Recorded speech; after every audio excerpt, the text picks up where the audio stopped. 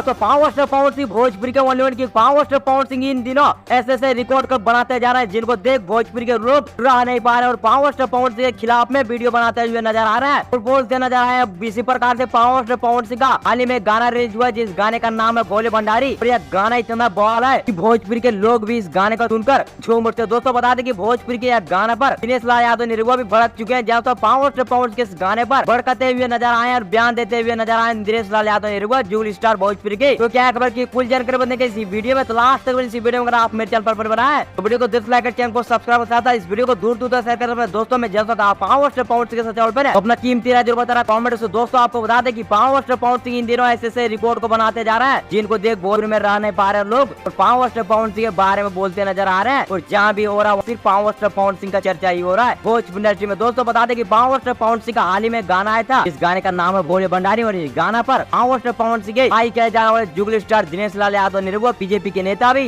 यह गाना पर भड़काऊ जैसा नजर करते आए हैं और कहते नजर आए कि यह गाना सबसे भोजपुरी का सबसे बड़ा गाना होगा इस वर्ष का सावन महीने का सबसे बड़ा सुंदर और एक नंबर ट्रेंडिंग में ट्रेंड करने वाला यह गाना भोले भंडारी आदि शक्ति एंटरटेनमेंट से गाना आया है, सबसे बड़ा गाना होने वाला है। आप लोगों को क्या मानना है नीचे कमेंट में बताइए। आपकी मैं मिलूंगा आप लोगों से वीडियो में, तब जय हिंद वंदे मातरम।